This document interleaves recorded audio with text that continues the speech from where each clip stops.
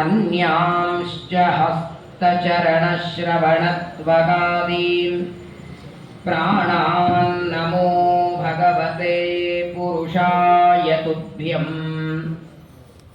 आद्यादिलक्ष्मीर्भव सुप्रसन्ना विशुद्धविज्ञानसुखैकदोग्रे अज्ञानहन्त्री त्रिगुणातिरिक्ता प्रज्ञाननेत्री भव सुप्रसन्ना। यस्य त्रीण्युदितानि वेदवचने रूपाणि दिव्यान्यलं भट्टदर्शनमित्थमेव निहितं देवस्य भर्गो महत्।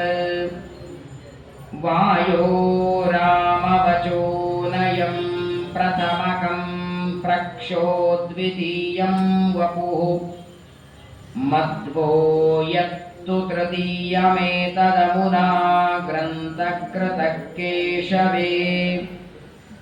धर्मविज्ञानवैराग्यपरमैश्वर्यशालिनः श्रीमदानन्दतीर्थभगवत्पादान् वन्दे निरन्तरम्।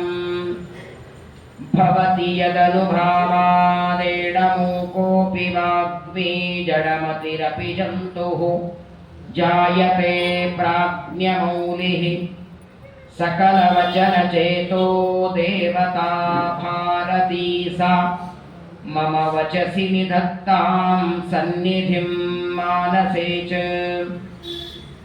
नमोऽस्तु तात्विका देवाः विष्णुभक्तिपरायणाः धर्ममार्गे प्रेरयन्तो भवन्तः सर्व एव हि।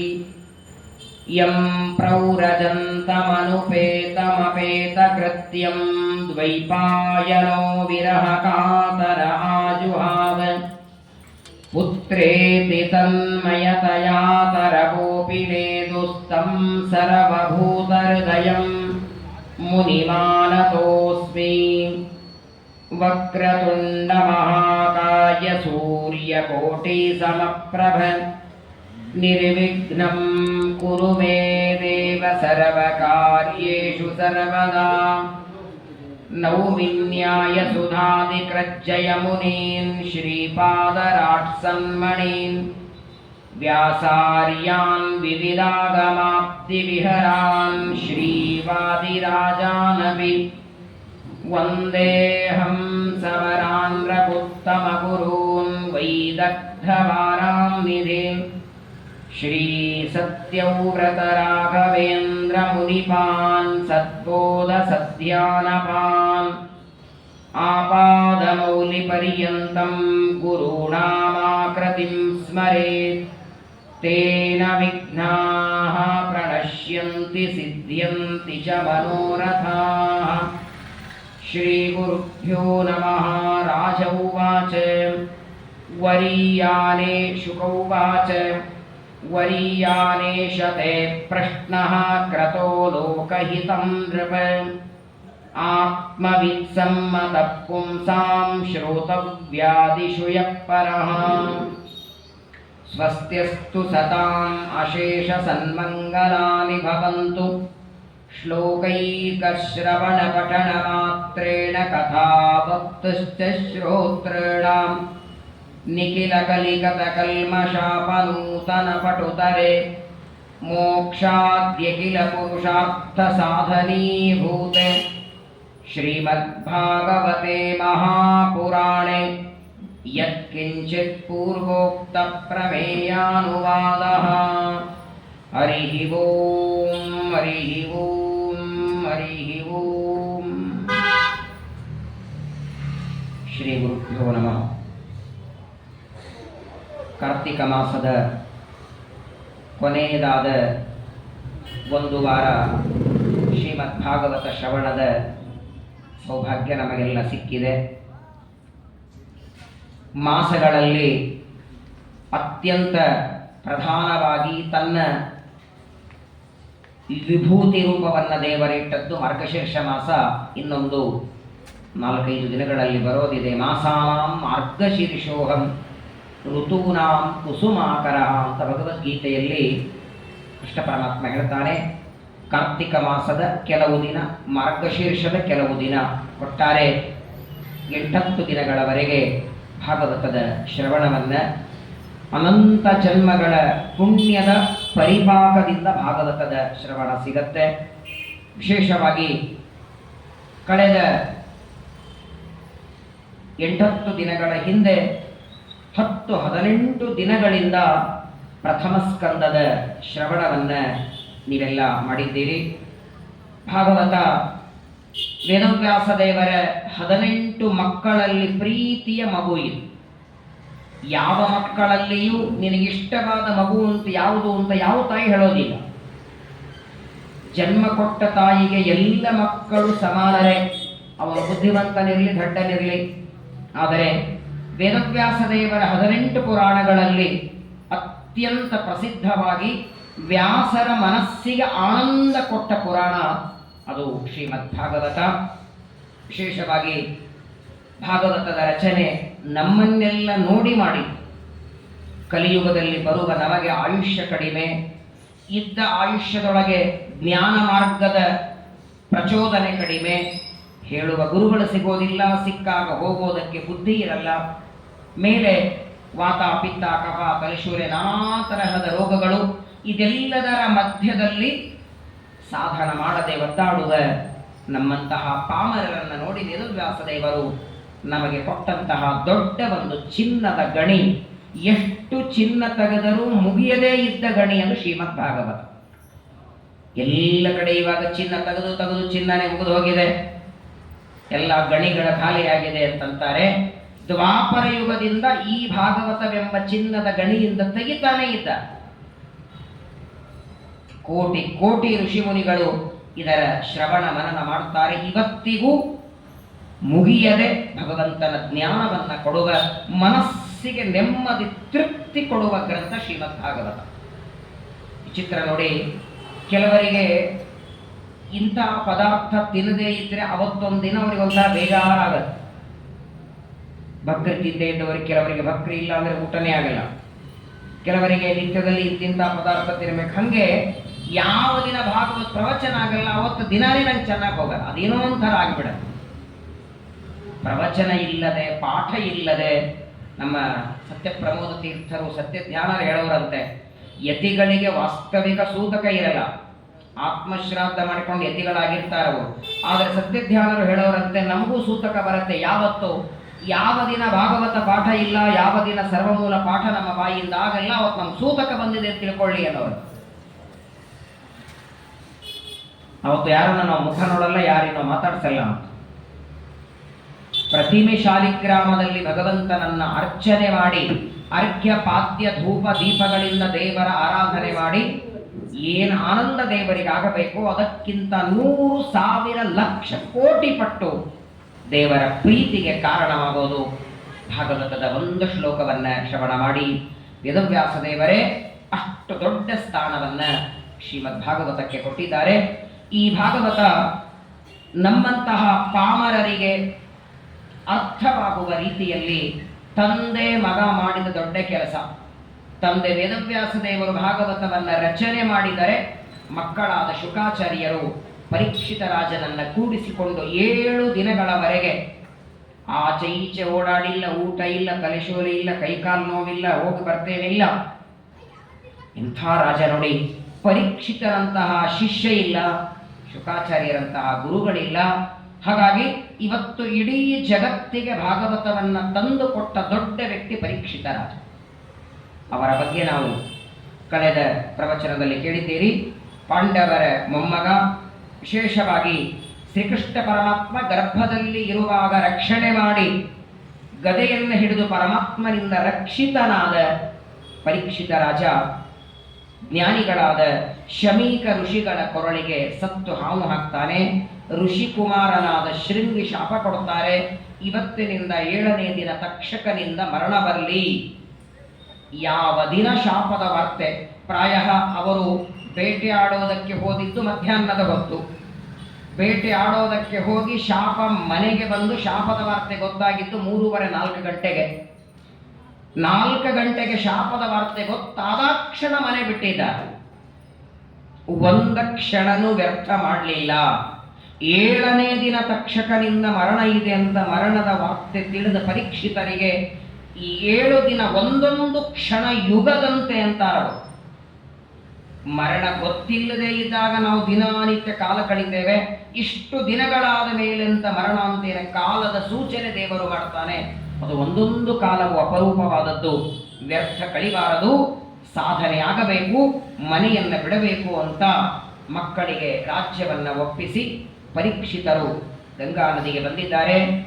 ಉತ್ತಮವಾದ ಗೋಮಯದಿಂದ ಮಂಡಲವನ್ನು ಮಾಡಿ ದರ್ಭೆಗಳನ್ನು ಹಾಸಿ ಪರೀಕ್ಷಿತರು ಸಿದ್ಧರಾಗಿ ಕೂತಿದ್ದಾರೆ. ಇದಕ್ಕೆ ಪ್ರಾಯೋಪವೇಶ ಅಂತಾರೆ. ಪ್ರಾಯೋಪವೇಶ ಅಂದರೆ ಮರಣ ಬರುವವರೆಗೆ ಉಪವಾಸ ಇರೋರು.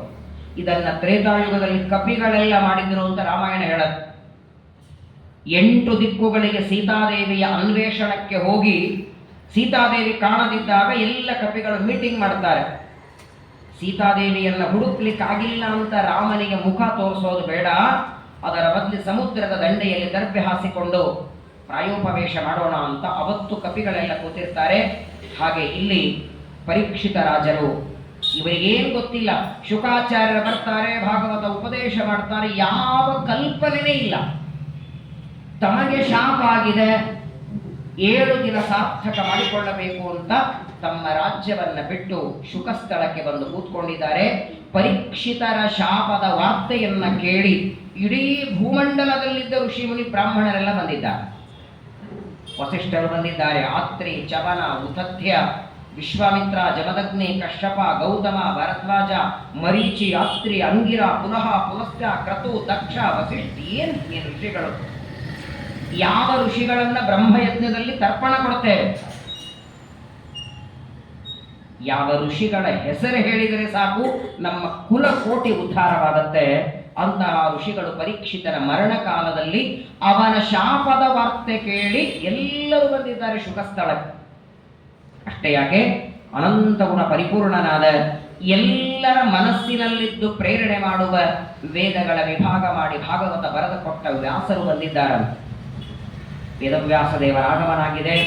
ಬಂದ ಎಲ್ಲ ಋಷಿಮುನಿಗಳಿಗೆ ಪರೀಕ್ಷಿತರು ನಮಸ್ಕಾರ ಮಾಡಿ ಪ್ರಾರ್ಥನೆ ಮಾಡ್ತಾರೆ. ಈ ಸೌಭಾಗ್ಯ ಯಾರಿಗೆ ಉಂಟು ಅಂತಾರೆ.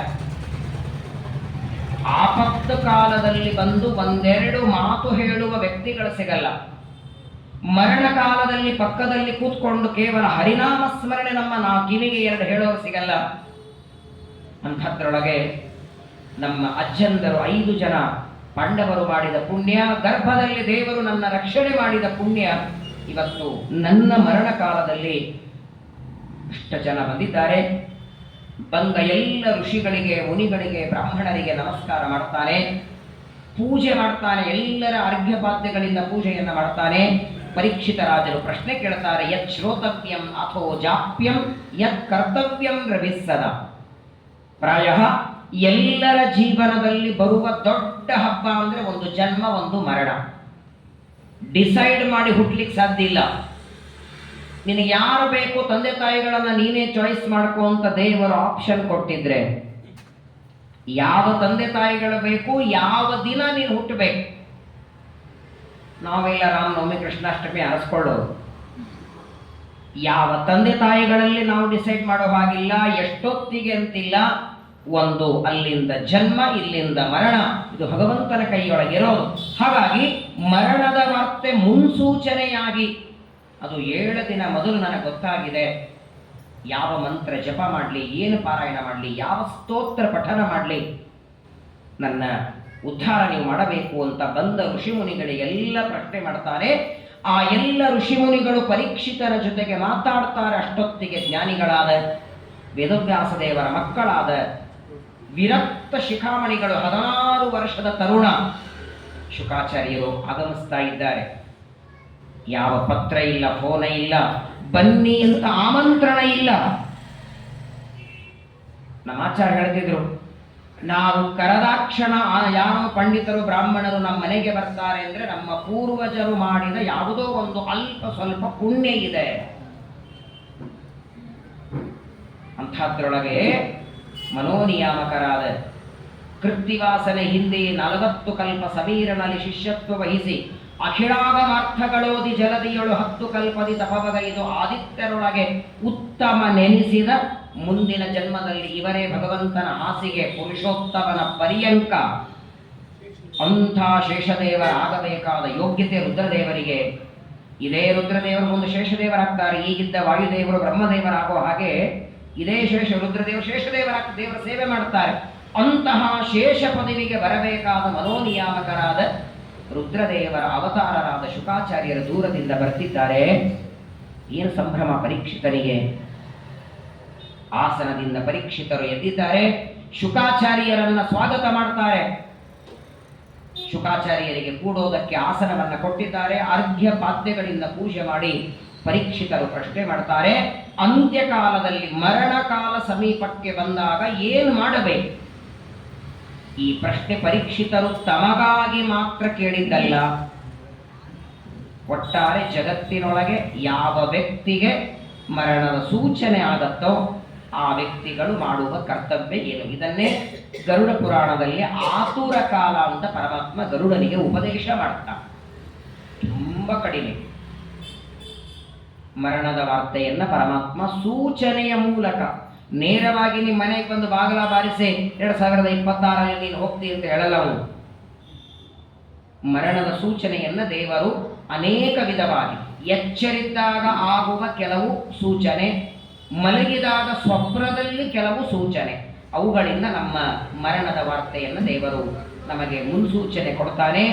7 ದಿನ ಮೊದಲು ಮರಣದ ವಾರ್ತೆ ಗೊತ್ತಾಗಿದೆ, ಉಪದೇಶ ಮಾಡಿ ಅಂತ ಪರೀಕ್ಷಿತರು ಶುಕಾಚಾರ್ಯರ ಪಾದಗಳಿಗೆ ನಮಸ್ಕಾರ ಮಾಡ್ತಾರೆ.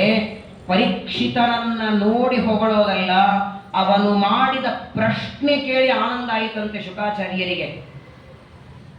ಪರೀಕ್ಷಿತನನ್ನ ಹೊಗಳಿಲ್ಲ, ಮೊದಲು ಒಳ್ಳೆ ಪ್ರಶ್ನೆ ಮಾಡಿದ್ದಿ ಅಂತಾರೆ. ವರಿಯಾನ್ ಏಷತೆ ಪ್ರಶ್ನ ಕ್ರತೋ ಲೋಕಹಿತಂ ನೃಪ. ಜಗತ್ತೊಳಗೆ ಪ್ರಶ್ನೆ ಮಾಡುವ ಜನ 3 ತರ ಇರ್ತಾರೆ. ಏನೂ ಗೊತ್ತಿಲ್ಲದೆ ಇದ್ದವರು ಪ್ರಶ್ನೆ ಮಾಡೋರು ಕೆಲವರು, ತಾವು ಅರ್ಧಮುರ್ಧ ತಿಳ್ಕೊಂಡಿರ್ತಾರೆ, ಪೂರ್ಣ ಏನು ಅಂತ ತಿಳ್ಕೊಳ್ಬೇಕು ಅಂತ ಪ್ರಶ್ನೆ ಮಾಡೋರು ಇನ್ನು ಕೆಲವರು, ತಮಗೆಲ್ಲ ಗೊತ್ತಿರ್ತದೆ ಎದುರಿಗವನು ಗೊತ್ತದನೋ ಇಲ್ಲೋ ಅಂತ ತಿಳ್ಕೊಳ್ಳೋಕೆ ಪ್ರಶ್ನೆ ಮಾಡೋರು 3ನೇ. ಶ್ರೀಮದಾಚಾರ್ಯರು ತತ್ವೋದ್ಯೋತದಲ್ಲಿ ಹೇಳ್ತಾರೆ, ಜಾನಂತೋಪಿ ವಿಶೇಷ ಜ್ಞಾನಾರ್ಥಂ ಸ್ಥಾಪನಾಯವ ಪೃಚ್ಛಂತೆ ಸಾಧಕೋ ಲೋಕೆ ತೇನ ಪೃಚ್ಛಸಿ ಪಾರ್ಥಿವ. ಅನೇಕ ಪುರಾಣಗಳಲ್ಲಿ ನೀವು ನೋಡ್ತೀರಿ, ಪ್ರಶ್ನೆಗಳನ್ನ ಕೇಳ್ತಿರ್ತಾರೆ, ಅವ್ರಿಗೆ ಗೊತ್ತಿಲ್ಲ ಅಂತಲ್ಲ. ಇವಾಗ ಪರೀಕ್ಷಿತರು ಶುಕಾಚಾರ್ಯರ ಹತ್ರ ಬಂದು ಮರಣಕಾಲದಲ್ಲಿ ಏನು ಮಾಡಬೇಕು ಅಂತ ಕೇಳ್ತಿದ್ದಾರೆ. ಹಾಗಾದ್ರೆ ಮರಣಕಾಲದಲ್ಲಿ ಮಾಡಬೇಕಾದ ಕರ್ತವ್ಯ ಕರ್ಮಗಳು ಪರೀಕ್ಷಿತರಿಗೆ ಗೊತ್ತಿಲ್ವಾ? ಅವ್ರ ಚರಮದೇಹ ಇದು, ಕೊನೆಯ ಜನ್ಮ. ಯಾವುದೇ ಪುರಾಣವನ್ನು ನೋಡಿ, 18 ಪುರಾಣಗಳಲ್ಲಿ ಯಾರೇ ಪ್ರಶ್ನೆ ಕೇಳೋದಿದ್ರು ಅವರಿಗೆ ಗೊತ್ತಿಲ್ಲ ಅಂತ ಪ್ರಶ್ನೆ ಕೇಳಲ್ಲ. ಅವರು ಪ್ರಶ್ನೆಯನ್ನ ಕೇಳಿ ಆ ಪ್ರಶ್ನೆಗೆ ಉತ್ತರ ಬಂದ್ರೆ ಆ ಪ್ರಶ್ನೋತ್ತರದ ಲಾಭ ಮುಂದೆ ಬರುವ ಜನಾಂಗಕ್ಕಾಗತ್ತೆ. ಇವತ್ತು ನಾವು ಪ್ರಶ್ನೆ ಕೇಳಿದ್ರೆ ಶುಕಾಚಾರ್ಯ ಇದ್ದಾರ ಉತ್ತರ ಕೊಡ್ಲಿಕ್ಕೆ? ಹಾಗಾಗಿ ನಮ್ಮೆಲ್ಲರಿಗೆ ಬರಬಹುದಾದ ಪ್ರಶ್ನೆಗಳನ್ನೇ ಪರೀಕ್ಷಿತರು ಶುಕಾಚಾರ್ಯರಿಗೆ, ಶೌನಕರು ಸೂತಾಚಾರ್ಯರಿಗೆ ಪ್ರಶ್ನೆ ಮಾಡ್ತಾರೆ. ಶುಕಾಚಾರ್ಯರ ಕಣ್ಣು ಅರಳತಂತು. ಶುಕಾಚಾರ್ಯರಂತಾರೆ, ಯಾರಾದರೂ ಪ್ರಾಚಾರ ಮನೆಗೆ ಬಂದ್ರೆ ಮೊಟ್ಟ ಮೊದಲನೇ ಪ್ರಶ್ನೆ ನಮ್ಮ ಮಗನ ಜಾತಕ ನೋಡಿ, ಮಗಳ ಜಾತಕ ನೋಡಿ, ಮತ್ತೆ ಮನೆ ತಗೋಬೇಕಂತಾನೆ, ಕಾರ್ ತಗೋಬೇಕಂತಾನೆ, ವೈಯಕ್ತಿಕವಾದ ಪ್ರಶ್ನೆ ಕೇಳ್ತಾರೆ ಹೊರತು ಉದ್ಧಾರದ ಪ್ರಶ್ನೆನೇ ಬರಲ್ಲ. ಮೊದಲು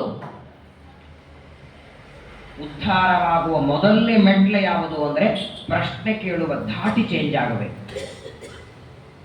ದೊಡ್ಡ ಗುರುಕುಲ ಇತ್ತು, ವಿದ್ಯಾರ್ಥಿಗಳೆಲ್ಲ ಪಾಠಕ್ಕೆ ಕೂತಿದ್ದಾರೆ. ಹಿಂದೆಲ್ಲ ಪುಸ್ತಕಗಳನ್ನ ಇಟ್ಟುಕೊಂಡು ಪಾಠ ಹೇಳ್ತಿರಲಿಲ್ಲ.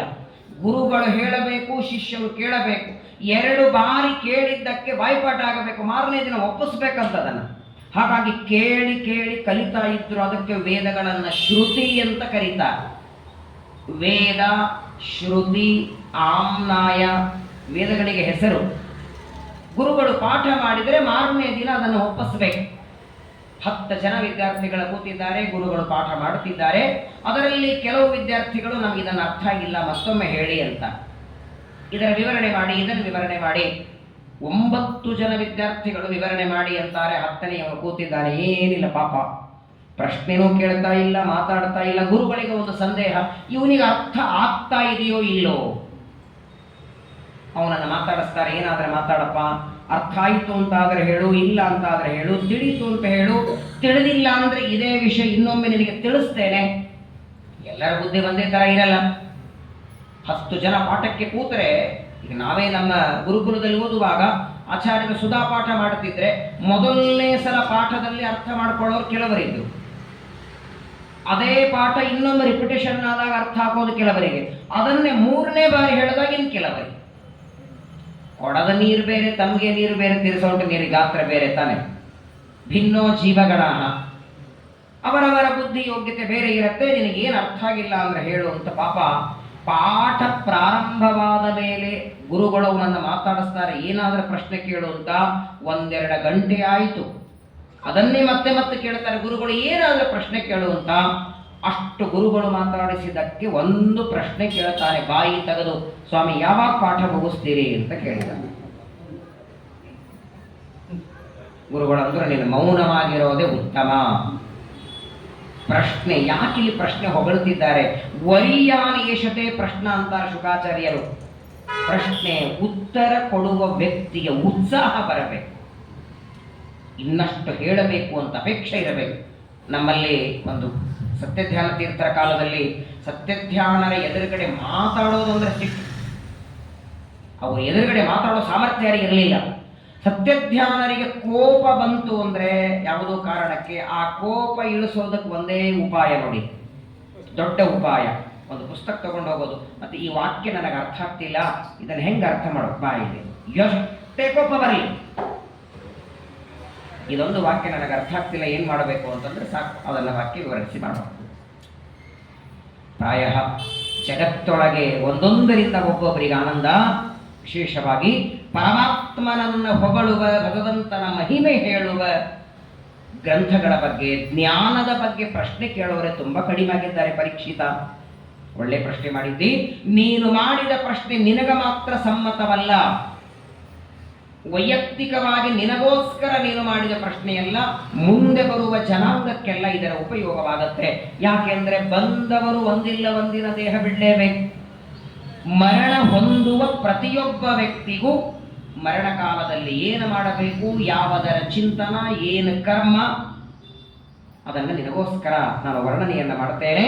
ಶ್ರೋತವ್ಯಾನೀಹ ರಾಜೇಂದ್ರ ನೃಣಾಂ ಸಂತಿ ಸಹಸ್ರಶಃ ಅಪಶ್ಯತಾಂ ಆತ್ಮತತ್ವಂ ಗ್ರಹೇಶು ಗ್ರಹವೇದಿನಾಂ.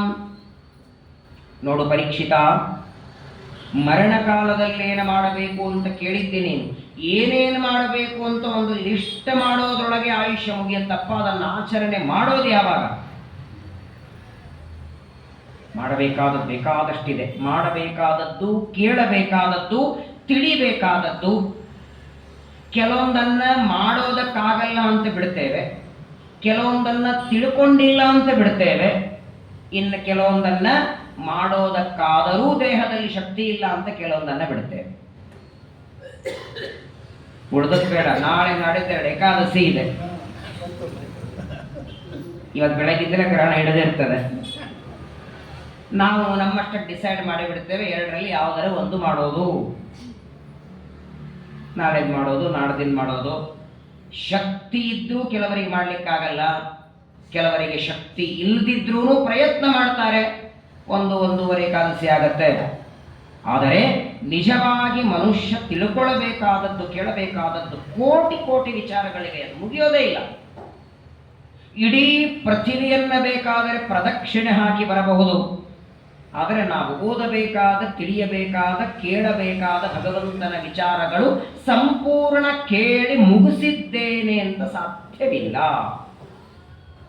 ನಮಗೆ ನಿಮಗೆಲ್ಲ ಜಗನ್ಮಾತೆಯಾದ ಲಕ್ಷ್ಮೀದೇವಿಗೂ ಸಾಧ್ಯವಿಲ್ಲ ಅಂತಾರೆ. ನೋಡಿ, ನಮ್ಮನ್ನೋಡೆ ಶುಕಾಚಾರ್ಯರಂತಾರೆ, ಯಾವುದೇ ಒಂದು ವ್ರತ, ಉಪವಾಸ, ಪ್ರದಕ್ಷಿಣೆ, ನಮಸ್ಕಾರ, ಯಾವುದೇ ಒಂದು ಸತ್ಕರ್ಮ ಮಾಡಬೇಕಾದ್ರೆ ಅದರ ಬಗ್ಗೆ ಮೊದಲು ಪರಿಚಯ ಇರಬೇಕು, ಗೊತ್ತಿರಬೇಕು.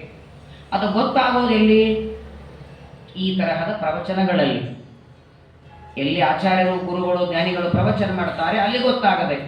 ಆ ಪ್ರವಚನಕ್ಕೆ ಹೋದರೆ ಏನೇನು ಮಾಡಬೇಕು ಅಂತ ಗೊತ್ತಾದ ಮೇಲೆ ಆಚರಣೆ ಮಾಡ್ಲಿಕ್ಕಾಗತ್ತೆ. ಪ್ರವಚನಕ್ಕೆ ಹೋಗೋದೇ ಯಾವಾಗ?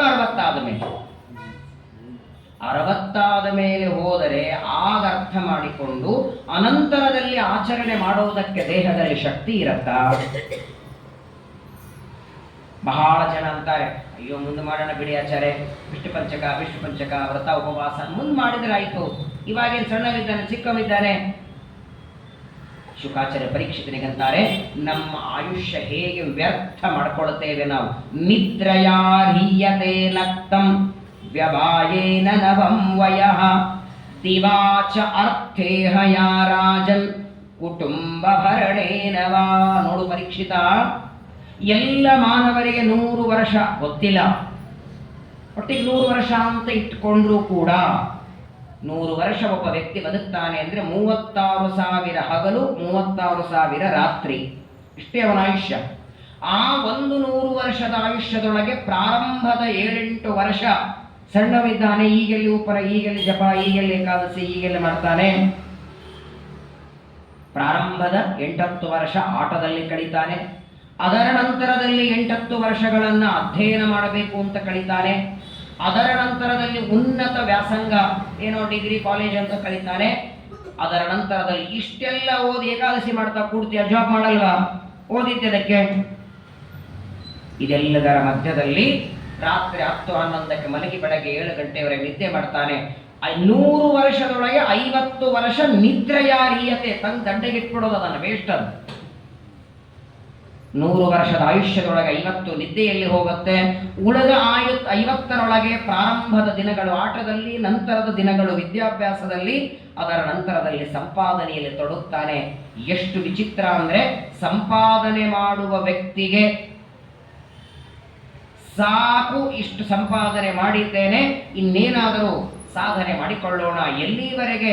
ಕೊನೆ ಉಸಿರಿರೋವರೆಗೂ ಸಂಪತ್ತಿನ ಮೇಲಿನ ವ್ಯಾಮೋಹವಾಗಲಿ, ಸಂಪಾದನೆ ಮಾಡಬೇಕು ಅನ್ನುವ ಇಚ್ಛೆ ಹೋಗೋದಿಲ್ಲ.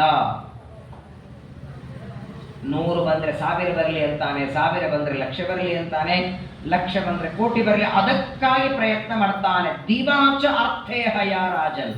ಒಬ್ಬ ಕಳ್ಳ ಒಬ್ಬರ ಮನೆ ಕಳ್ಳತನಕ್ಕೆ ಹೋಗ್ತಾನೆ. ಕಳ್ಳತನಕ್ಕೆ ಹೋಗುವಾಗ ಅವನ ಮನಸ್ಸಲ್ಲಿ ಭಯ ಇದೆ. ಯಾವ ಭಯ? ಬರೇ ಸಿಕ್ಬಿದ್ದಿಲ್ಲ, ಸಿಕ್ಬಿದ್ರೆ ಮುಂದೇನಾಗತ್ತೆ? ಈ ವ್ಯಕ್ತಿಯ ಕೈಯಲ್ಲಿ ಸಿಕ್ಕಿಬಿದ್ರೆ ಒಂದು ಜೈಲು ಪಾಲು, ಇಲ್ಲ ಮರಣದಂಡ, ಇಲ್ಲ ಇವನೇ ಏನಾದರೂ ದಂಡ. ಹಾಗಾದ್ರೆ ತನ್ನ ಜೀವನವೇ ಹಾಳಾಗತ್ತೆ ಅಂತ ಗೊತ್ತಿದ್ದು ಕಳ್ಳತನಕ್ಕೆ ಬರ್ತಾನೆ. ಯಂ ಕ್ರೀಡಾತ್ಯಸುಭಿಪ್ರೇಷ್ಟ ತಸ್ಕರ ಸೇವಕೋ ವಣಿಕ. ಇಷ್ಟು ವಿಚಿತ್ರ ಇದೆ ನೋಡಿ. ಶುಕಾಚಾರ್ಯರಂತಾರೆ, ಬದುಕೋದಕ್ಕೆ ಸಂಪತ್ತು ಬೇಕು, ಸಂಪತ್ತಿಗಾಗಿ ಬದುಕೋದಲ್ಲ. ಎಷ್ಟರಿಂದ ಜೀವನ ನಡೆಯುತ್ತೆ, ಎಷ್ಟರಿಂದ ನಮ್ಮ ಸಾಧನೆಯಾಗತ್ತೆ, ಅಷ್ಟು ಸಂಪಾದನೆ ಮಾಡಿ ಬೇಡ ಅಂತಿಲ್ಲ. ಸಂಪಾದನೆ ಮಾಡೋದ್ರೊಳಗೆ ಯಾಕ್ರಿ ಬೆಳಗ್ಗೆ ದೇವ್ರ ಪೂಜೆ ಮಾಡ್ತಾ ಇಲ್ವಾ? ಅಯ್ಯೋ 6 ಗಂಟೆ ಕೆಲಸಕ್ಕೆ ಹೋಗ್ಬೇಕಾಚಾರೆ.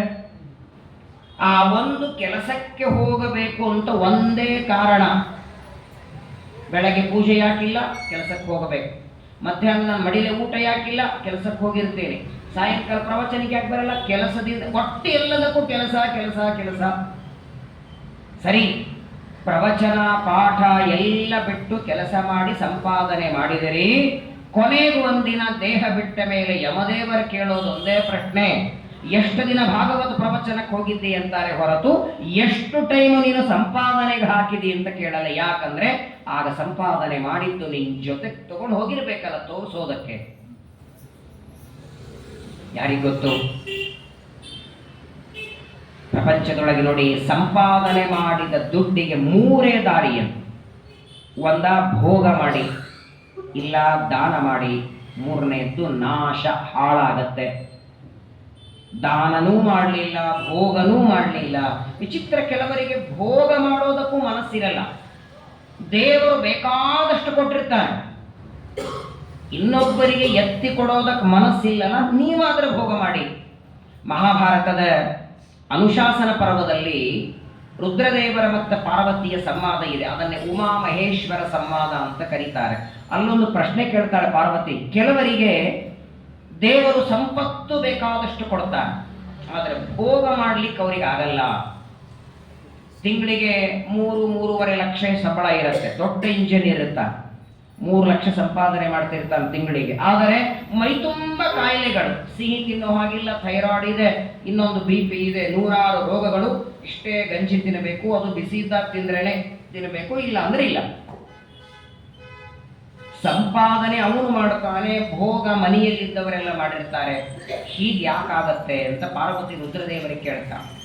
ಇನ್ನು ಕೆಲವರಿಗೆ 50-60 ವರ್ಷ ದುಡಿತಾರೆ, ಅವರಿಗೆ ವಿಶೇಷ ಸಂಬಳ ಎಲ್ಲ ಮುಂದೆ 60 ಆದ ಮೇಲೆ ಬರುತ್ತೆ. ಆದರೆ 60 ಆಗೋ ಹೊತ್ತಿಗೆ ಭೋಗ ಮಾಡ್ಲಿಕ್ಕೆ ಶಕ್ತಿ ಇಲ್ಲ. ಹಲ್ಲಿದ್ದ ಕಡ್ಲಿ ಇಲ್ಲ, ಕಡ್ಲಿ ಇಲ್ಲ ಹಲ್ಲಿಲ್ಲ ಅಂತಾರಲ್ಲ, ಹೀಗೆ ಯಾಕಾಗತ್ತೆ ಅಂತ ಪಾರ್ವತಿ ಕೇಳಿದಾಗ ರುದ್ರದೇವರು ಕೊಟ್ಟ ಉತ್ತರ ನೋಡಿ.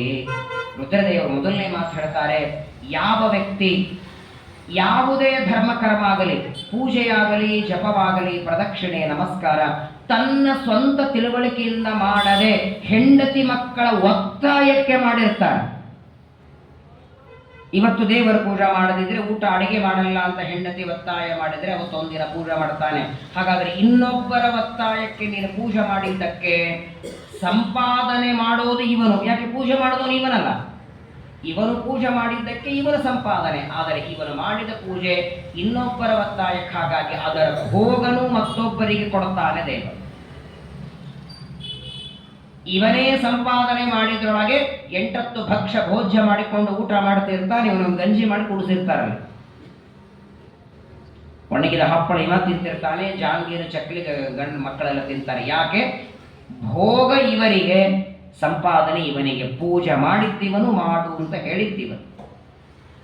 ಬಹಳ ಚೆನ್ನಾಗಿ ದೇವರ ಸರ್ಕಾರದಲ್ಲಿ 60ರ ನಂತರದಲ್ಲಿ ನೀವು ಧರ್ಮ ಕರ್ಮ ಮಾಡ್ತೀರಿ, 60ರ ನಂತರದಲ್ಲಿ ಪ್ರವಚನ, 60ರ ನಂತರದಲ್ಲಿ ಉಪವಾಸ. ದೇವರನ್ನ ನೀನು 60 ಆದ ಮೇಲೆ ಮಾಡಿದಾಗ ನಾನು 60 ಆದ ಮೇಲೆ ಕೊಡ್ತೇನೆ.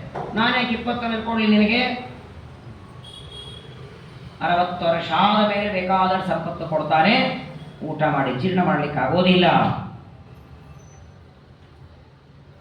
ವ್ಯರ್ಥವಾಗಿ ಸಮಯ ಕಳಿಬಾರದು ಅಂತಾನೆ. ಒಂದು ಬಾರಿ ಕಳ್ಕೊಂಡು ತಿರುಗಿ ಬರದೇ ಇರೋದು 2. ಅದರಲ್ಲಿ ಮೊಟ್ಟ ಮೊದಲನೇದ್ದು ಅಂದರೆ ಸಮಯ. ಸಮಯಕ್ಕೆ ಬಹಳ ಬೆಲೆ ಇದೆ. ಅಪರೂಪದ ಶರೀರ ಮಾನವ ಜನ್ಮ. ಹೌದಪ್ಪ, ಮತ್ತೆ ಸಿಗತ್ತೆ, ಮತ್ತೆ ಈ ರೀತಿ ನಾವು ಪಡಿತೇವೆ ಅಂತ ಗ್ಯಾರಂಟಿ ಇದ್ರೆ ಬೇರೆ. ನೋಡಿ, ಶಕ್ತಿ ಇರುವಾಗ, ತಲೆಯಲ್ಲಿ ಬುದ್ಧಿ ಇದ್ದಾಗ, ಹೇಳೋದಕ್ಕೆ ಗುರುಗಳು ಪರಿಸರ ಇದ್ದಾಗ ಸಾಧಾರ ಮಾಡಿಕೊಳ್ಳದೆ ಆನಂತರದಲ್ಲಿ ಒದ್ದಾಡಬಾರದಂತ. ಗರುಡ ಪುರಾಣ ನೀವೆಲ್ಲ ಕೇಳಿದ್ದೀರಿ ಬೇಕಾದಷ್ಟು ಬಾರಿ. ಒಬ್ಬ ವ್ಯಕ್ತಿ ದೇಹ ಬಿಟ್ಟ ಮೇಲೆ ಯಮಲೋಕಕ್ಕೆ ಹೋಗಬೇಕಾದರೆ ಯಮದೂತರವನನ್ನ ಹೊಡೆಯುವಾಗ ಅಲ್ಲಿ ಹೇಳ್ತಾನಂತೆ, ಅಯ್ಯೋ ಇದೊಂದು ಬಾರಿ ಬಿಟ್ಟು ಬಿಡಿ, ಇನ್ನು ಮುಂದಿನ ಜನ್ಮ ಬಂದರೆ ಪ್ರವಚನಕ್ಕೆ ಹೋಗ್ತೇನೆ, ಪಾಠ ಮಾಡ್ತೇನೆ, ವಿಷ್ಣು ಪಂಚಕ ಮಾಡ್ತೇನೆ. ಅಂತಕನ ದೂತರಿಗೆ ಕಿಂಚಿತ್ತು ದಯೆಲ್ಲ, ಅವರಿಗೆ ದಯ ಬರೋದಿಲ್ಲ. ಅವರಂತಾರೆ ಮುಂದೆ ಮಾಡುವಂತೆ ಈಗ ಯಾಕೆ ಮಾಡಲಿಲ್ಲ ಹೇಳು ಅಂತಾರೆ ಮೊದಲು. ನಮ್ಮ ಗುರುಗಳು ಒಂದು ಕತೆ ಹೇಳ್ತಿದ್ರು. ಒಬ್ಬ ವ್ಯಕ್ತಿ ಬಟ್ಟೆ ವ್ಯಾಪಾರ ಮಾಡ್ತಿದ್ದ. ಬಟ್ಟೆಗಳನ್ನೆಲ್ಲ ಬೇರೆ ಊರಿಗೆ ಹೋಗಿ ಮಾರಿಕೊಂಡು ಬರಬೇಕು. ಆಗೆಲ್ಲ ಬಸ್ಸು ಗಿಸ್ಸು ಇರಲಿಲ್ಲ, ಹಡಗಲ್ಲಿ ಹೋಗ್ತಿದ್ದವು. ತನ್ನದೇ ನಾವಿನಲ್ಲಿ ಬಟ್ಟೆಗಳೆಲ್ಲ, ರೇಷ್ಮೆ ಬಟ್ಟೆ, ಕಾಟನ್ ಬಟ್ಟೆ ಎಲ್ಲ ಹಾಕಿಕೊಂಡು ಬೇರೆ ಊರಿಗೆ ಹೋಗಬೇಕು, ಮಾರಬೇಕು. ಒಂದು ದಿನ ಎಲ್ಲ ಬಟ್ಟೆಗಳನ್ನು ನಾವಿನಲ್ಲಿ ಹಾಕಿಕೊಂಡು ವ್ಯಾಪಾರಕ್ಕೆ ಹೊರಟಿದ್ದಾನೆ. ಯಾವ ಊರಿಗೆ ಬರಬೇಕು ವ್ಯಾಪಾರಕ್ಕೆ, ಆ ಊರಿಗೆ ಬಂದು ತಲುಪೋದಕ್ಕೆ ನಸಿಕಿನ ಜಾವ 3 ಗಂಟೆ ಆಗಿದೆ. ವಿಚಾರ ಮಾಡ್ತಾರೆ, 3 ಗಂಟೆಗೆ ವ್ಯಾಪಾರಕ್ಕೆ ಹೋದರೆ ಬಟ್ಟೆ ತಗೊಳ್ಳೋರು ಯಾರು? ಹಾಗಾದರೆ ಆ ನಾವನ್ನ ನದಿಯ ದಂಡೆಯಲ್ಲಿ ಕಟ್ಟಿದ. ನಸಿಕಿನ ಜಾವ 3-4 ಅಂದರೆ ಅದು ನಿದ್ದೆಯ ಸಮಯ. ತೂಕುಡಿಸ್ತಾ ಇದ್ದಾನೆ, ನಿದ್ದೆ ಜೋರು ಬರ್ತಾ ಇದೆ. ನಾನೇನಾದರೂ ನಿದ್ದೆಯಲ್ಲಿ ಮಲಗಿಬಿಟ್ಟೆ ಅಂದರೆ ಇರುವ ಬಟ್ಟೆಗಳೆಲ್ಲ ಯಾರಾದರೂ ಕಳ್ತನ ಮಾಡಿದರೆ, ಹಾಗಾದ್ರೆ ಆ ಬಟ್ಟೆಗಳನ್ನು ಕಾಯೋದಕ್ಕೆ ಎಚ್ಚರ ಇರಬೇಕು. ಎಚ್ಚರ ಕೂತ್ಕೊಳ್ಳೋದು ಹೇಗೆ? ಸುಮ್ಮನೆ ಕೂತ್ಕೊಂಡ್ರಂತೂ ನಿದ್ದೆ ಬರುತ್ತಲ್ಲ. ಏನಾದರೂ ಒಂದು ಕೆಲಸ ಮಾಡೋಣ, ಸೂರ್ಯೋದಯವಾಗುವವರೆಗೆ ಏನಾದರೂ ಮಾಡೋಣ ಅಂತ ಆಚೆ ಈಚೆ ನೋಡ್ತಾನೆ. ಯಾವ ನದಿ ದಂಡೆಯಲ್ಲಿ ತನ್ನ ನಾವು ಕಟ್ಟಿದ್ದ ಅದೇ ನದಿ ದಂಡೆಯಲ್ಲಿ ಒಳ್ಳೆ ಚೀಲಗಳಲ್ಲಿ ಕಲ್ಲುಗಳನ್ನು ತುಂಬಿಟ್ಟಿದ್ದ. ನದಿಯ ಪ್ರವಾಹ ಬರಬಾರದು ಅಂತ ಒಂದು 10 ಚೀಲಗಳಲ್ಲಿ ಕಲ್ಲುಗಳಿಟ್ಟಿದ್ದ. ಆ ಚೀಲ ನೋಡ್ತಾನೆ, ಒಂದು ಚೀಲನ್ನ ಬಿಚ್ಚಿದ, ಒಂದು ಕಲ್ಲನ್ನು ತಗೊಂಡ ಎಸೆದ. ಆ ಕಲ್ಲು ನೀರಲ್ಲಿ ಹಾಕಿದ್ರೆ ಶಬ್ದ ಬರುತ್ತಲ್ಲ, ಆ ಶಬ್ದದಿಂದ ಇವನ ನಿದ್ದೆ ಹೋಯಿತು. ಎರಡನೇ ಕಲ್ಲು ಎಸೆದ, ಮೂರನೇ ಕಲ್ಲು ಅವನಿಗೆ ಅದೇ ಒಂದು ರೂಢಿಯಾಯಿತು. ನಸಿಕಿನ ಜಾವ 3 ಗಂಟೆಗೆ ಶುರು ಮಾಡಿ ಸೂರ್ಯೋದಯ ಆಗುವುದರೊಳಗೆ 10 ಚೀಲ ಹಾಕಿಬಿಟ್ಟ. 10 ಚೀಲ ಕಲ್ಲುಗಳೆಲ್ಲ ಎಸೆದ ಮೇಲೆ ಇನ್ನೇನು ಸೂರ್ಯೋದಯ ಆಯಿತು. ಕೊನೆಯದು ಒಂದು ಉಳಿದಿತ್ತು. ವಿಚಾರ ಮಾಡ್ತಾನೆ, ಎಸಿತಾನೆ ಇದ್ದೇನೆ, ಏನು ಕಲ್ಲು ಅಂತ ನೋಡ್ತಾನೆ, ವಜ್ರದ ಕಲ್ಲಿ. ಕೊನೆಗೆ ಒಂದು ಉಳಿದಿತ್ತು ಕೈಯಲ್ಲಿ. ಅಳತಾನೆ ಅಳತಾನೆ, ಬೈಯೋದು ಯಾರಿಗೆ? ಎಷ್ಟು ಪಶ್ಚಾತ್ತಾಪ ಪಡ್ತಾನೆ. 10 ಚೀಲ ವಜ್ರ ನಾನೇ ಕಲ್ಲು ಹಾಕಿದೆ. ಆ 10 ಚೀಲೊಳಗೆ ಒಂದು 5 ಚೀಲ ಗೌರ್ಮೆಂಟಿಗೆ ಕೊಟ್ಟಿದ್ರು, 1 ಚೀಲ ವಜ್ರ ನನ್ನ ಕೈಯಲ್ಲಿದ್ರು ಮಮರಿ ಮೊಮ್ಮಕ್ಕಳು ಇರೋವರೆಗೆ ನಾನು ಆರಾಮಿರಬಹುದು. ಈ ಬಟ್ಟಿ ವ್ಯಾಪಾರ ಮಾಡ್ಕೊಳ್ಬೇಕು ಯಾಕೆ ನಾನು? ಕೊನೆಗೆ ಒಂದು ಉಳಿದಿತ್ತಂತೆ, ಅದನ್ನೇ ತಗೊಂಡು ಮನೆಗೆ ಹೋಗ್ತಾನೆ. ನಮ್ದೆಲ್ಲರ ಪರಿಸ್ಥಿತಿ ಹಾಗೆ ಇದೆ. 10 ಚೀಲ ವಜ್ರ ಇದ್ದಾಗ ನಮಗೆ ದೇವರ ಕೊಟ್ಟ ಶರೀರ, ತಾರುಣ್ಯ ಇದ್ದಾಗ, ದೇಹದಲ್ಲಿ ಶಕ್ತಿ ಇದ್ದಾಗ ಜಪ ಪಾರಾಯಣ ಉಪವಾಸ ಏನಿಲ್ಲ, ಓಡಾಡ್ತಾ ಏನೋ ಮಾಡ್ತೇವೆ. ಕೊನೆಗೆ ಒಂದು ಕಲ್ಲು ಉಳಿದಿತ್ತಲ್ಲ, ಹಂಗಿನ್ನೇನು 60-70 ಆಯಿತು, ಇನ್ನೇನು ಹೋಗೋ ಕಾಲ ಬಂತು. ನಾನು ಮಾಡಿಲ್ಲ ಅಂತ ಅಳ್ತಾ ಕೊಡ್ತಾನೆ. ನಿದ್ರಯ ಹೀಯತೆ ಚಕ್ತಂ, ಎಲ್ಲದರ ಮಧ್ಯದಲ್ಲಿ ಬೇಕು ಅನ್ನುವ ಸ್ವಾರ್ಥ, ತನ್ನ ಕುಟುಂಬದ ಒಂದು ಮಾತನ್ನು ಭಾಗ ಶುಕಾಚಾರ್ಯ ಹೇಳ್ತಾರೆ, ಹೆಂಡತಿ ಮಕ್ಕಳ ರಕ್ಷಣೆಗಾಗಿ ಸಂಪಾದನೆ ಮಾಡಬೇಕು. ಕುಟುಂಬ ಭರಣ ಅದು ಗೃಹಸ್ಥನಿಗೆ ಹೇಳಿದ್ದು. ಆದರೆ ಅವರ ಪೋಷಣೆ ಮಾಡೋದೇ ದೊಡ್ಡ ಕೆಲಸ ಅಂತ ಅದರಲ್ಲೇನೆ ತನ್ನ ಆಯುಷ್ಯ ಹಾಕೋದಲ್ಲ.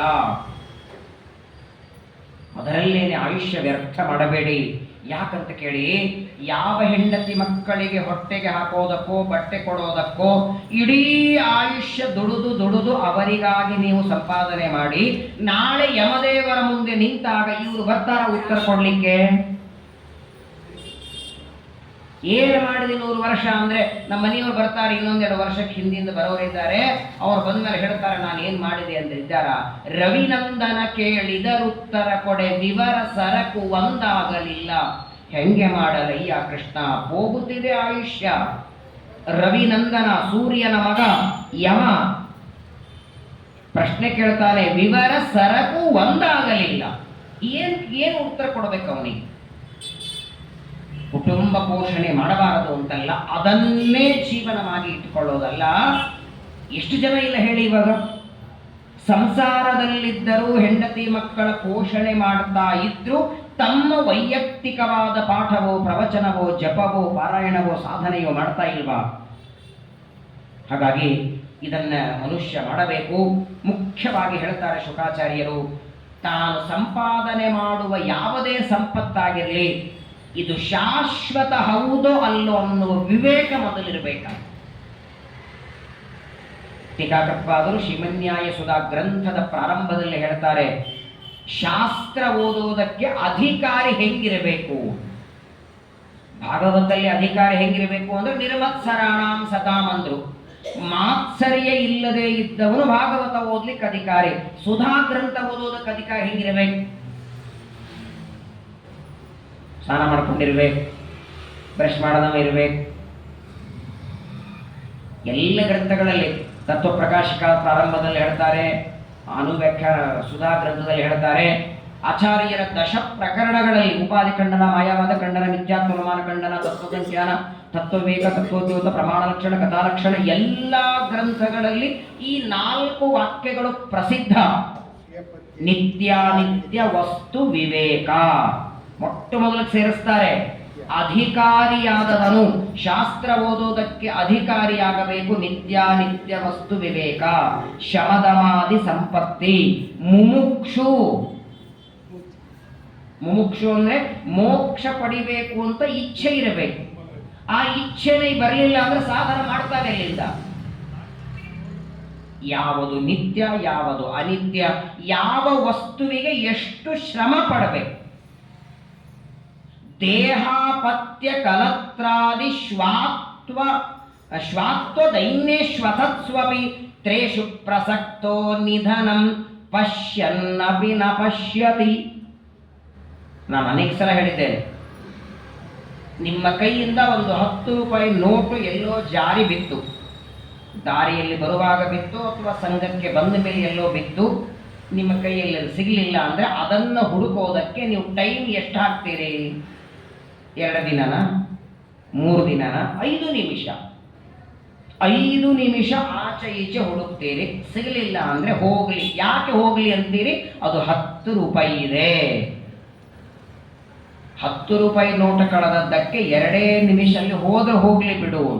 50 ರೂಪಾಯಿ ನೋಟ ಕಳೆದಿದ್ರೆ ಹೋದ್ರೆ ಹೋಗ್ಲಿ ಅನ್ನಲ್ಲ, ನೋಡೋಣ ಸಿಗತ್ತೇನೋ, ಯಾಕೋ 50 ರೂಪಾಯಿ ಇದೆ.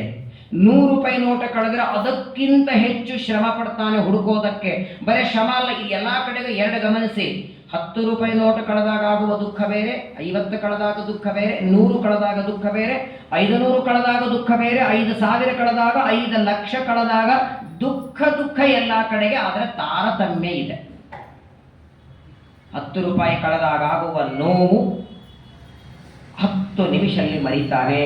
10 ಲಕ್ಷ ರೂಪಾಯಿ ಕಳ್ಕೊಂಡಾಗ ನೋವು 10 ವರ್ಷಗಳಾದರೂ. ಬರೇ ಮರೆಯೋದಲ್ಲ, ಆ 10 ಲಕ್ಷ ಕಳೆದದ್ದಕ್ಕೆ ಏನೋ ಮಾಡಿಕೊಂಡು.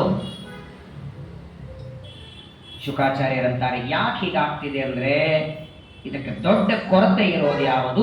ನಿತ್ಯ ಅನಿತ್ಯ ಯಾವುದು ಅನ್ನುವ ವಿವೇಕ ಇಲ್ಲದೇ ಇರೋದು. ಈಗ ನಮ್ಮೆಲ್ಲರ ಮನೆಗಳಲ್ಲಿ ಎಲ್ಲ ವಸ್ತುಗಳಿವೆ. ಚಪ್ಪಲಿನೂ ಇದೆ, ಪಂಚಪಾತ್ರೆನೂ ಇದೆ, ದೋತ್ರನೂ ಇದೆ, ತಂಬಿಗೆನೂ ಇದೆ, ಥಾಲಿನೂ ಎಲ್ಲ ಇದೆ. ತಾಂಬರ ತಂಬಿಗೆ ಮೇಲೆ ಮಾಡುವಷ್ಟು ಪ್ರೀತಿ ಬೆಳ್ಳಿ ತಂಬಿಗೆ ಮೇಲೆ ಮಾಡ್ತೀರಾ? ಬೆಳ್ಳಿ ತಂಬಿಗೆ ಮೇಲೆ ಮಾಡುವಷ್ಟು ಪ್ರೀತಿ ಬಂಗಾರ ತಂಬಿಗೆಯಲ್ಲಿ ಮಾಡ್ತೀರಾ? ತಾಮ್ರ ತಂಬಿಗೆ ಎಲ್ಲೋ ಓಡಾಡಿರ್ತಿರ್ತದೆ. ಬೆಳ್ಳಿ ತಂಬಿಗೆ ಆಗಾಗ ಮಾತ್ರ ಹೊರಗೆ ಬರುತ್ತೆ, ದ್ವಾದಶಿ ತ್ರಯೋದಶಿ. ಬಂಗಾರ ತಂಬಿಗೆ ಅಂತೂ ವರ್ಷಕ್ಕೊಂದ್ಸಲ. ಹಾಗಾದರೆ ಎಲ್ಲವೂ ಧಾತುಗಳೇ. ತಾಮ್ರನೂ ಧಾತು, ಬೆಳ್ಳಿನೂ ಧಾತು. ಆದರೆ ಎಲ್ಲದರಲ್ಲಿ ತಾರತಮ್ಯ ದೇವರಿಟ್ಟಿದ್ದಾನೆ. ಇದು ಕೇವಲ ದುಃಖದಲ್ಲಿ ಮಾತ್ರವಲ್ಲ, ಸುಖದಲ್ಲೂ. ಪ್ರವಚನ ಮುಗಿಸಿ ಮಂತ್ರಾಕ್ಷಿ ತಗೊಂಡು ಹೊರಟಿದ್ರಿ, ಮಧ್ವ ಸಂಘದ ಮುಂದೆ ಒಂದು 4 ಹೆಜ್ಜೆ ಹಾಕಿದ್ರೆ ಒಂದು 500 ರೂಪಾಯಿ ನೋಟ್ ಬಿದ್ದಿತ್ತ, ಹೊಸ ನೋಟ್. ಏನ್ ಮಾಡ್ತೀರಿ? ಮಧ್ವ ಸಂಘದ ಎಡಭಾಗದಲ್ಲಿ 500 ರೂಪಾಯಿ ನೋಟ್ ಬಿದ್ದಿತ್ತು. ಏನ್ ಮಾಡ್ತೀರಿ? ಮೊದಲು ಆಚೆ ಈಚೆ ನೋಡ್ತೀರಿ. ಅಂದ್ರೆ ನೀವು ತಗೊಳ್ಳೋದು ಯಾರು ನೋಡ್ತಿದ್ದಾರೋ ಮೊದಲು ಅದನ್ನ ನೋಡ್ಬೇಕು ನಾವು. ಆ 500 ರೂಪಾಯಿ ನೋಟನ್ನ ಎತ್ತುತ್ತೀವಿ. ಅಕಸ್ಮಾತ್ತಾಗಿ ನಾನು ಬಗ್ಗಿ ತಗೊಳ್ಳೋದನ್ನ ಯಾರಾದರೂ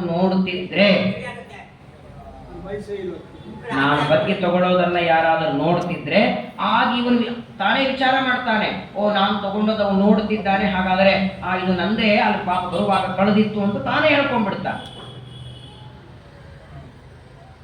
ಹೊರತು ಇದು ಯಾರ್ದೋ ಕಳೆದಿದೆ, ಆ ವ್ಯಕ್ತಿಗೆ ಒಂದು ಯಾರ್ದು ಕಳೆದಿದೆ ಗೊತ್ತಿಲ್ಲ, ಕೊನೆ ಪಕ್ಷ ಬಂದು ಹುಂಡಿಯಲ್ಲಿ ಹಾಕಿ ದೇವರವರಿಗೆ ಅನುಗ್ರಹ ಮಾಡ್ತಾನೆ ಅಂತ ನಮ್ಮ ತಲೆಗೆ ಬರೋದಿಲ್ಲ.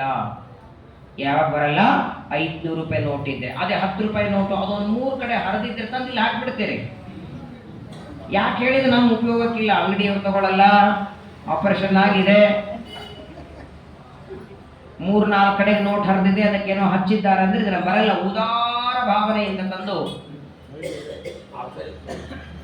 ನಾನು ಹೇಳಲ್ಲ, ನಿಮ್ಗೆ ಗೊತ್ತದು. ಒಂದು ಹುಂಡಿ ಪೆಟ್ಟಿಗೆ, ಇನ್ನೊಂದು ಆಚಾರ ಪುಸ್ತಕ ಬೇಡ ಅಂತಾರೆ ಶುಕಾಚಾರ್ಯರು. ದೇಶ ಪ್ರಸಕ್ತ ಕೊಡ್ಲಿಲ್ಲ ಅಂದ್ರೆ ಚಿಂತೆ ಇಲ್ಲ. ಯಾವುದೇ ಸಂಪತ್ತು, ಅದು ದಕ್ಷಿಣೆನೇ ಆಗಿರಲಿ, ಅಕ್ಕಿನೇ ಇರಲಿ, ಬೇಳೆನೇ ಇರಲಿ, ಪಲ್ಯನೇ ಇರಲಿ, ನನ್ನ ಉಪಯೋಗಕ್ಕೆ ಇಲ್ಲ ಅಂತ ಕೊಡೋದಲ್ಲ, ಇನ್ನೊಬ್ಬರಿಗೆ ಉಪಯೋಗ ಆಗಬೇಕು. ಚಿತ್ರ ನೋಡಿ, ಈ ಸಂಪಾದನೆ ಮಾಡುವ ಸಂಪತ್ತುಗಳಲ್ಲಿ ಎಷ್ಟು ಆಸಕ್ತಿ ಅಂದ್ರೆ, ಅನೇಕ ಜನರನ್ನ ನೋಡಿರ್ತಾನೆ, ಸಂಪಾದನೆ ಮಾಡಿನೇ ಹಾಳಾದವರನ್ನ ನೋಡುತ್ತಾನೆ, ಅದನ್ನ ನೋಡಿ ಅದು ತಿಳ್ಕೊಳ್ಳೋದು ಬೇಡವಾ? ಈಗ ಯಾರಾದ್ರೂ ಒಬ್ರು ಹೋದರೆ ಅವರನ್ನ ಸ್ಮಶಾನಕ್ಕೆ ಕರ್ಕೊಂಡು ಹೋದ್ರೆ ಹೋಗೋ ಪದ್ಧತಿ ನಮ್ಮಲ್ಲಿದೆ. ಕೊನೆಗೆ ಎದಕ್ಕೆ ಹೋಗೋದಲ್ಲಿ? ಸಂಬಂಧಿಕರೋ, ಬಳಗದವರೋ, ಪರಿಚಯದವರೋ, ಗೊತ್ತಿದ್ದವರು ಹೋದರೆ ಅವರ ಅಂತಿಮ ಸಂಸ್ಕಾರಕ್ಕೆ, ಅಂತ್ಯ ಸಂಸ್ಕಾರಕ್ಕೆ, ಸ್ಮಶಾನಕ್ಕೆ ಎದಕ್ಕೆ ಹೋಗೋದು? ಇವರು ಬಂದ್ರು ಅಂತ ಅವ್ರಿಗೆ ಗೊತ್ತಾಗಲಿ ಅಂತ ಹೋಗೋದಾ? ಅಥವಾ ಇವತ್ತು ಬಂದ್ರು 14ನೇ ದಿನ ಊಟಕ್ಕೆ ಕರೀತಾರೆ? ಶುಕಾಚಾರ್ಯರಂತಾರೆ, ಯಾವುದೇ ವ್ಯಕ್ತಿ ಮರಣ ಹೊಂದಿದಾಗ ಸ್ಮಶಾನಕ್ಕೆ ಹೋಗೋದು, ಅವ್ರು ಊಟಕ್ಕೆ ಕರೀಲಿಲ್ಲ, ಈ ಒಂದಿಲ್ಲ ಒಂದಿನ ನಂದು ಇದೇ ಪಾಳಿ ಇದೆ, ಇದೇ ದಾರಿ.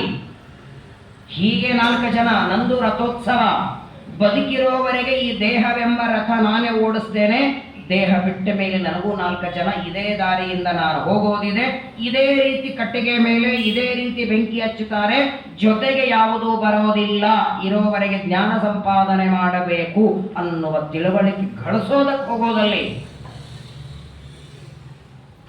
ಹಾಗಾಗಿ ನಮ್ಮಲ್ಲಿ ಸ್ಮಶಾನ ವೈರಾಗ್ಯ, ಪ್ರಸೂತಿ ವೈರಾಗ್ಯ, ಅಭಾವ ವೈರಾಗ್ಯ ಅಂತ ವೈರಾಗ್ಯದಲ್ಲೇನೆ 3. ಸ್ಮಶಾನದಲ್ಲಿ ಇರೋವರೆಗೆಲ್ಲ ಇಷ್ಟೇ ನೋಡ್ರಿ. ಅಲ್ಲಿ ಮಾತಾಡ್ತಾರೆ ಪಾಪ, ಬಸವೇಶ್ವರ ನಗರಲ್ಲಿ ಪಾಪ ಮನೆ ಇತ್ತು ಇವ್ರದು, ದೊಡ್ಡ ಗಾರ್ಡನ್, ಮನೆ ಮುಂದೆ ದೊಡ್ಡ ಕಾರು ಎಲ್ಲ ಚೆನ್ನಾಗಿತ್ತು, ಎಲ್ಲ ಇಲ್ಲೇ ಬಿಟ್ಟು ಹೋಗಿಬಿಟ್ರು ಪಾಪ. ಎಲ್ಲಿವರೆಗೆ? ಸ್ಮಶಾನದಲ್ಲಿರೋವರೆಗೆ ಇದೆಲ್ಲ ಅನಿತ್ಯ ಅಶಾಶ್ವತ, ಎಲ್ಲಾರು ಬಿಟ್ಟು ಹೋಗೋದು. ಸ್ಮಶಾನದ ಹೊರಗೆ ಬಂದ ಕೂಡಲೇ ಫೋನ್ ಮಾಡ್ತಾರೆ, ಕಾರ್ ತಗೊಳ್ಳಿ ಹೋಗೋಣ ಇವತ್ತು. ಇದು ಸ್ಮಶಾನ ವೈರಾಗ್ಯ, ಪ್ರಸೂತಿ ವೈರಾಗ್ಯ. ಬೇಡ ಅಂತಾರೆ ಶುಕಾಚಾರ್ಯರು. ಇದರ ಅರ್ಥ ಪರೀಕ್ಷಿತ ರಾಜನಿಗೆ ಬಂದಷ್ಟು ವೈರಾಗ್ಯ ನಮಗೆ ನಿಮಗೆ ಬಂದಿಲ್ಲ. ಆದರೆ ನೋಡಿ, ನಮ್ಮ ಯೋಗ್ಯತೆಗೆ ತಕ್ಕಂತೆ ಟೀಕಾಕೃತ್ಪಾದರು ತತ್ವಪ್ರಕಾಶಿಕದಲ್ಲಿ ಒಂದು ಮಾತು ಹೇಳ್ತಾರೆ, ವೈರಾಗ್ಯದಿಂದ ಇರ್ರಿ ಅಂದ್ರೆ ಅರ್ಥ ಏನು? ನಾವು ಅನೇಕ ಕಡೆಗೆಲ್ಲ ಸಂಕಲ್ಪ ಮಾಡುವಾಗ ಜ್ಞಾನ ಭಕ್ತಿ ವೈರಾಗ್ಯ, ಜ್ಞಾನ ಭಕ್ತಿ ವೈರಾಗ್ಯ ಬರಲಿ ಅಂತಂತೀವಿ. ಜ್ಞಾನ ಬರಲಿ ಪರವಾಗಿಲ್ಲ, ಭಕ್ತಿ ಬರಲಿ ಪರವಾಗಿಲ್ಲ, ವೈರಾಗ್ಯ ಬರಲಿ ಅಂದ್ರೆ ಏನರ್ಥ? ವೈರಾಗ್ಯ ಬರಲಿ ಅಂದ್ರೆ ಹಾಗಾದ್ರೆ ಯಾವ ಪದಾರ್ಥಗಳನ್ನ ಭೋಗ ಮಾಡ್ತೇವೆ, ಯಾವ ಪದಾರ್ಥಗಳಲ್ಲಿ ಅತಿಯಾದ ಸ್ನೇಹ ಇದೆ, ಆ ಸ್ನೇಹ ಕಡಿಮೆ ಮಾಡೋದೇ ವೈರಾಗ್ಯ. ಯಾಕಂದ್ರೆ ಆ ಅತ್ಯಂತ ಸ್ನೇಹವೇ ನಮ್ಮನ್ನ ಬಂಧನದಲ್ಲಿ ಇಟ್ಟಿದೆ. ಹಾಗಾಗಿ ಪರೀಕ್ಷಿತ ಅತಿಯಾದ ಸ್ನೇಹ, ಅತಿಯಾದ ವ್ಯಾಮೋಹ, ತನ್ನ ಜೊತೆಗೆ ಬರದೇ ಇರುವ ಪದಾರ್ಥಗಳ ಸಂಪಾದನೆಗಾಗಿ ಪ್ರಯತ್ನ ಮಾಡುತ್ತಾ 100 ವರ್ಷ ಗಳಿಸ್ತಾನೆ. ಯಾರಿಗೊತ್ತು, ಇವನು ಸಂಪಾದನೆ ಮಾಡಿದ ಸಂಪತ್ತಿನಿಂದ ಮುಂದೆ ಮಕ್ಕಳು ಇವನ ಶ್ರಾದ್ದ ಮಾಡುತ್ತಾರಂತೂ ಗೊತ್ತಿಲ್ಲ. ಅಂದ ಮೇಲೆ ನಿನಗೋಸ್ಕರ ಏನಾದರೂ ಮಾಡಿಕೋ. ನಾನು ಬೆಂಗಳೂರಿಗೆ ಒಬ್ಬರ ಮನೆಗೆ ಹೋಗಿದ್ದೆ. ನಾನು ಹೊಸ ಮನೆ ಕಟ್ಟಿದ್ರು. ಮನೆಗೆ ಹೋದರೆ ಒಂದು ದೊಡ್ಡ ಬೋರ್ಡ್ ಹಾಕಿದ್ರು, 2 ಅಕ್ಷರ ಅದರಲ್ಲಿ ಬರೆದಿದ್ದು, ನಿನಗೋಸ್ಕರ ಏನು ಮಾಡಿಕೊಂಡಿದ್ದಿ? Question mark ಹಾಕಿಟ್ಟಿದ್ರು. ಅದು ಇಷ್ಟೊತ್ತ ಬೋರ್ಡ್ ನೋಡಿದೆ ನಾನು, ಏನು ಅರ್ಥ ಆಗಲಿಲ್ಲ. ಆಮೇಲೆ ಗೊತ್ತಾಯ್ತು, ಹೆಂಡತಿಗಾಗಿ ಮನೆ ಕಟ್ಟಿ ಮಕ್ಕಳಿಗಾಗಿ ಸಂಪಾದನೆ ಮಾಡಿದ್ದಿ, ಬೆಳ್ಳಿ ಆಯಿತು, ಬಂಗಾರ ಆಯಿತು, ಬೇಕಾದಷ್ಟು ಸಂಪತ್ತು ಮಾಡಿ ನಿನಗೋಸ್ಕರ ಏನು ಮಾಡ್ಕೊಂಡಿ? ಒಂದೇ ಪ್ರಶ್ನೆ, ಅದಿಷ್ಟೇ ಮಾತು. ಪರಗತಿಗೆ ಸಾಧನ ಮಾಡಿಕೊಳ್ಳು ಅಂತಾರೆ. ಹಾಗಾಗಿ ನೀನು ಕೊನೆ ಕಾಲ, ಮರಣಕಾಲ ಸಮೀಪಕ್ಕೆ ಬಂದಿದೆ, ನನಗಂತೂ 7 ದಿನ ಇದೆ, ಏನ್ ಮಾಡ್ಲಿ ಅಂತ ಗಾಬರಿ ಆಗಬೇಡ. ತಸ್ಮಾತ್ ಭಾರತ ಸರ್ವಾತ್ಮ ಭಗವಾನ್ ಹರಿರೀಶ್ವರ ಶ್ರೋತವ್ಯ ಕೀರ್ತಿತವ್ಯಶ್ಚ ಸ್ಮರ್ತವ್ಯಶ್ಚಿಚ್ಛತಾ ಭಯಂ. ಹಾಗಾಗಿ 100 ಸಾವಿರಾರು ತಿಳ್ಕೊಳ್ಳಬೇಕಾದ ವಿಚಾರಗಳು, ಕೇಳಬೇಕಾದ ವಿಚಾರಗಳು. ಆದರೆ ಮರಣಕಾಲ ಸಮೀಪಕ್ಕೆ ಬಂದಾಗ ಇನ್ನೊಂದು ಹರಟೆ ಬೇಡ. ಯಾವುದೇ ಲೌಕಿಕವಾದ ಕ್ಷಣಿಕವಾದ ವಿಚಾರಗಳ ಬೇಡ. ಯಾವ ವ್ಯಕ್ತಿ ಗರ್ಭದಲ್ಲಿ ರಕ್ಷಣೆ ಮಾಡಿ ಹೊರಗೆ ಹಾಕಿದ್ದಾನೆ, ಯಾವ ವ್ಯಕ್ತಿ ನಮ್ಮನ್ನ ಕ್ಷಣದಲ್ಲಿ ದಿನಕ್ಕೆ 4-5 ಗಂಟೆ ಮನೆ